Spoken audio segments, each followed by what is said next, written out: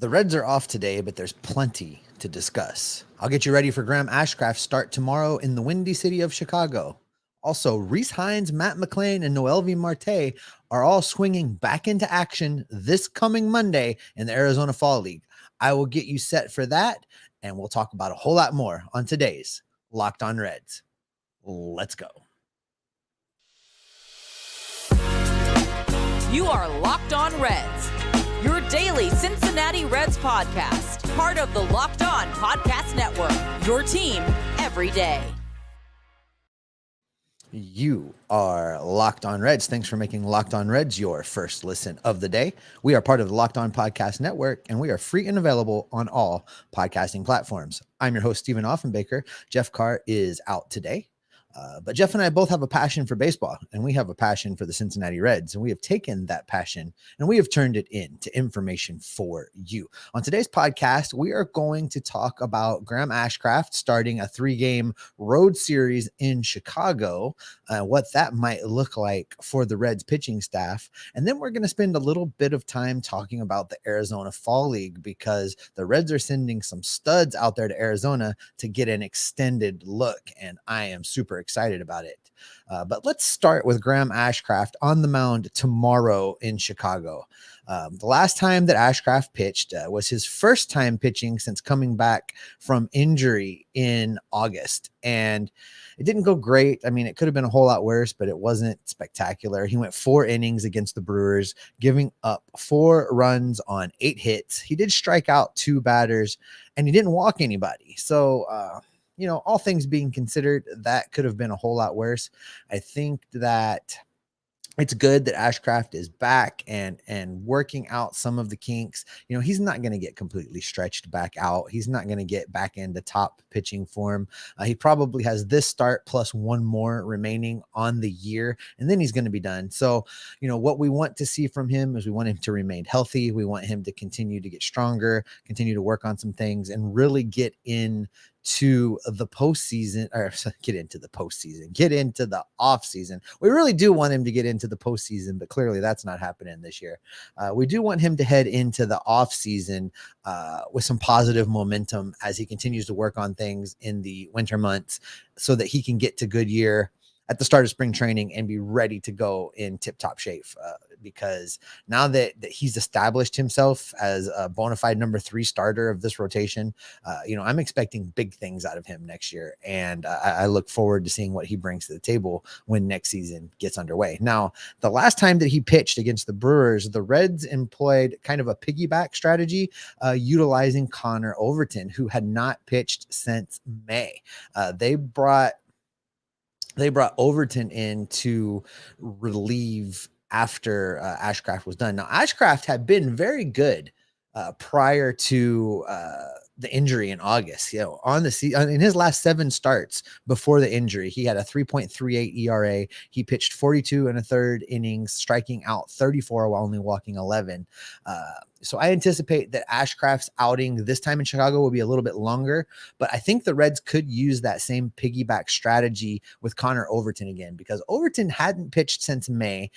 His first big league appearance since May didn't go great at all. He managed 3 innings of work. He gave up 5 runs on 4 hits, and he walked 3 guys. Again, the first time he'd pitched. If you recall, way back in May, though, before he got injured, he hurt his back, and it sidelined him from mid-May all the way through until just last week. Before that injury, he had 4 starts. He 4 turns through the rotation, and he had been pitching great. Everybody, had really kind of perked up and was paying attention, because, here was yet another young pitcher that was just really establishing himself, but really did get sidelined. And I think this is just some early spring training for Overton. He's not going to get stretched out. He's not really going to be able, I don't think, to show the Reds a whole lot. But I think, just like with Ashcraft, this gives Overton the opportunity to establish some momentum, work on a few things, and head into this offseason with some positivity in order to get himself ready in the offseason to compete probably for a bullpen spot out in Goodyear next February. I don't know that. I mean, stranger things have happened. He could fight his way back into the rotation. But that is a conversation for one of our off-season episodes. But I'm excited to see both these guys pitch. You know, it's not the nastiest of 1-2 punches that the Reds are going to be rolling out there, but these two guys combined against the Cubs on Friday could find some success coming off of injury, and they could be very effective against this Cubs lineup. You know, I'm definitely looking forward to it. But listen, the Arizona Fall League gets underway on Monday, and several young Red stars of the future look to have a strong showing. And speaking of a strong showing, guys, listen up. Sometimes your bat can be as ineffective as the Reds' bats have been against the Pirates this year. But don't worry, there's some help for that, and it doesn't even involve Alan Zinter. That's right, this episode is brought to you by Blue Chew. Look, we all know that confidence can take you far in life. Whether you're talking about getting in the box or climbing the mound, it's especially true in the bedroom. So when it's time to step up to the plate, that's where Blue Chew comes in. Blue Chew is a unique online service that delivers the same active ingredients as Viagra and Cialis, but in a chewable tablet and at a fraction of the cost. The process is simple. Sign up at bluechew.com, consult with one of their licensed medical providers, and once you're approved, you'll receive your prescription within days. The best part, it's all done online. So no visits to the doctor's office, no awkward conversations, and no waiting in line at the pharmacy. With Blue Chew, men everywhere are excited to see the postman, because when your package has arrived, your package has arrived. So if you could benefit from extra confidence when it's time to perform, chew it and do it. And we've got a special deal for our listeners. Try Blue Chew free when you use our promo code LOCKEDON at checkout. You pay just $5 for shipping. That's bluechew.com, promo code locked on to receive your first month free. Visit bluechew.com for more details and important safety information. And we thank Blue Chew for sponsoring the podcast. Coming up tomorrow, we will spend a lot of time getting you set for this series out in Chicago. It's a 3-game set in the Windy City. However, it's actually 6 games with the Cubs in a row. They play in 3 there, and then they're coming back to Great American Ballpark for the final 3 games of the year. So we will get you all set for that. But right now, let's talk about the Reds superstars of the future and their participation in the Arizona Fall League. There's 3 big bats that the Reds have identified and decided to send out to Arizona.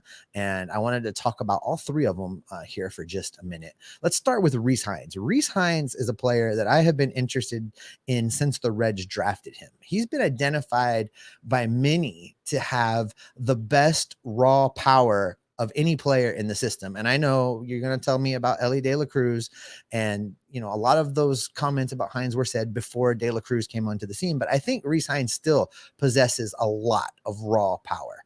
The problem is it didn't really show itself in the 67 games he played in Dayton. While he was in Dayton, which is the Reds' high A affiliate, his slash line was 235, 310, 425, and he hit just 10 home runs during that time. Definitely not the type of power surge we had expected to see. He did get a late season move up to Chattanooga, where he played in 6 games for the Lookouts. Now, he hit 310 with a couple of home runs there, and his bat seemed to be coming around. So my hope for Rhys is that he finds his power stroke while he's out in Arizona, continues to barrel up the ball and drive it out of the ballpark, because as an outfielder now, and if you recall, he came into the Reds organization as an infielder. They moved him to the outfield this year, and he played right field in Dayton. So if the Reds are in desperate need of some solid power hitting outfielders, so the faster he can get himself ready, the better it is for the Reds. Another guy going out to Goodyear is Noelvin Marte. You'll recall that Marte came over in the Luis Castillo trade with Seattle. While he was in Dayton, his slash line 293, 397, 443. He hit 4 home runs for Dayton, but he also hit 15 home runs before the trade playing for Seattle's high A affiliate. So he had a total of 19 home runs on the season. I look for him to go out to Arizona and hopefully find a little bit more power.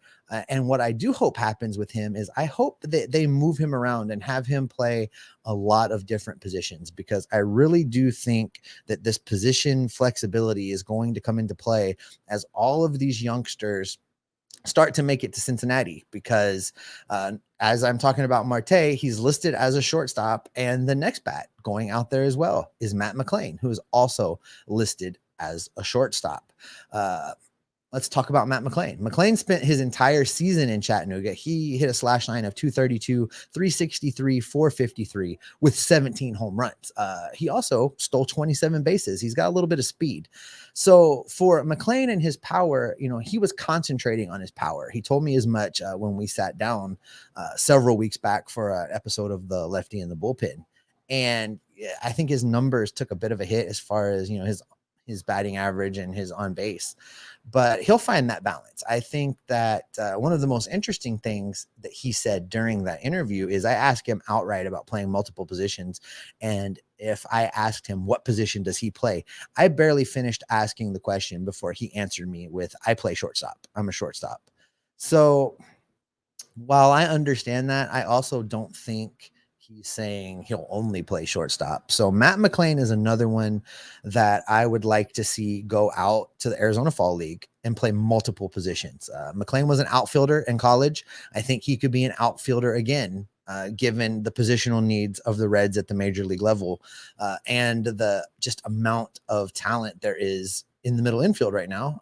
Someone's going to have to move to third. Someone's going to have to move to the outfield. Reese Hines already made the move. I think Matt Mclean can make the move as well. And for the Reds to find success, they're going to have to get as many of these guys into the majors and onto the field at the same time as they can. The only way that that's going to happen is going to be for them to create positional flexibility. I really do think baseball is moving in a direction where the days are gone that a guy is just a shortstop, just a second baseman, just a third baseman. I think being able to play multiple positions is a necessity in modern baseball. Now, they are changing a lot of rules and tinkering with things next year. People are going to be hitting better. There may even be an opportunity to employ less platoons now that the shift is going away. So we don't know what the impact of that's going to be on the game just yet. But I think the more positions you can play at the major league level, the more attractive you are to come up and help right away. So Matt Mclean especially is a guy who, he spent the entire season at AA, did hit for some power. I think it would be natural to assume that at a minimum, he's going to start next season in Louisville for the Bats, and we should see him in Cincinnati at some point in time in 2023. It would be great if he can come into spring training next year and just play his way right onto the active roster and bypass AAA completely. But Matt's going to have to put in the work, and he's going to have the success. I believe that he can do it. And I think of the prospects, the three bats going to Arizona, Matt Mclean has the earliest opportunity, I think, to make an appearance on the major league roster. So we'll see how that plays out. I'm looking forward to seeing how they do out there in Arizona. Because the Reds are counting on all three of these guys to be ready soon. Hopefully they do find that success. But look, it's not just hitters going out to Arizona. We're going to talk pitching, and we're going to talk them next. You can follow the podcast on all platforms, including YouTube. If you're watching me on YouTube right now, thanks. Click subscribe and click that notification bell so you don't miss anything that we post. And if you're on our audio feeds, thanks for listening. Thanks for downloading the show. Make sure you've clicked subscribe. Leave us a review. We would love to interact with you. Love to hear from you. We spend a lot of time doing back and forth on Twitter. You can follow me at S. Offenbaker. That's with 2 F's. You can follow Jeff at Jeff Carr. That's Jeff with 3 F's. And you can follow the show at Locked on Reds. All right. I mentioned that it's not just hitters going out to the Arizona Fall League. The Reds are sending 4 right-handed pitchers out to Arizona. They're sending Christian Roa. They're sending Vinny Tampanelli. They're sending Sam Benshooter, and they're sending Jank Gazzo. Now, we had Tom Nichols on, the play-by-play voice of the Dayton Dragons, and we talked a little bit about this. If you haven't seen that episode, I encourage you to jump into the archives and head head back and give Tom's interview a listen, because he spent a lot of time talking about these pitchers. So I'm not really going to regurgitate a bunch of that information, other than to say that these 4 guys are all pitchers that at some point in time have dealt with injury. They didn't get the amount of work that the Reds wanted to see out of them for this year. So sending them out to Arizona gives them some extended looks, gets them continue to stretch out, build up more, and hopefully keeps them on track to advance through the system. Because as we talked about in yesterday's episode, God knows this team needs pitching. The bullpen needs an overhaul in a way that I can't even fully wrap my head around. I mean, we talk about the Reds bullpen and the number of pitchers coming back from this year to next year. It's very up in the air. I mean, just as an example, we know they're going to build around Alexis Diaz. Some of the players on the injured list right now, we got Robert Duggar on the injured list. I don't know that he can be expected to contribute in any way next year. We've got Justin Dunn, who's trying to work his way back, do rehab starts. I think he probably ends up being a bullpen guy for the Reds next year. So, he's somebody you could count on coming up next year and throwing that bullpen with Alexis Diaz. Will Sessa be back in that bullpen? We don't know. TJ Antone, coming off a second Tommy John surgery, probably doesn't pitch for the Reds next year. Lucas Sims will be back. He's on the 60-day injured list right now. I think he'll be valuable out there in the Reds bullpen. And then you've got other guys on the 60-day like Jeff Hoffman. I don't expect him to be back in this bullpen. Justin Wilson's also on the 60-day. I forgot about Justin Wilson. It's been so long since we've seen him pitch. But when he did pitch, he had his moments out of this bullpen. And I think he could be a valuable guy out there pitching middle innings, 6th, 7th, 8th inning, something like that, to give Diaz a break. Vladimir Gutierrez is another guy that's on the 60-day injured list that probably projects to be a bullpen dude. The Reds had pulled him from the rotation, put him in the bullpen, and then he ends up injured and after just a few outings and doesn't really get to show how he was going to respond to that. And then, of course, we can't forget about our guy, Tony Santion. I think Tony Santion is probably going to be the second best reliever out of that bullpen. I think that's the guy that you'll use to set up Alexis Diaz or use on days where Alexis Diaz is not available. But beyond that, there's work to be done. There's work to be done in this bullpen. We've got young pitchers going out to the Arizona Fall League to continue to develop their game. And listen, I don't think that any of those guys, Ben Shooter, Tampanelli, Roa, or Gazzo, are going to be on the Reds roster next year. But, I do like that the Reds are continuing to develop these prospects and push them along and try to get some help up to Cincinnati because next year, some things got to change. And we'll spend a lot of time in the coming offseason talking about that. Only 6 games remaining, folks. I can't believe it. I know this season is almost in our rearview mirror, but we're going to spend a lot of time this offseason talking about what we think the Cincinnati Reds can do to get ready for 2023. Jeff and I will have you covered for all of that. And I think that is probably a great spot to go ahead and wrap it up for today. Thanks so much for making Locked On Reds your first listen of the day. Now make the Locked On MLB podcast your second listen. MLB expert Paul Francis Sullivan brings humor, passion, and unique perspective on every team and the biggest stories from around the league. You can follow the #1 daily league-wide podcast, Locked On MLB, on the Odyssey app, YouTube, or wherever you get your podcasts. That's going to do it for today. We'll talk to you next time because we are Locked On Reds every single day. We'll talk to you later.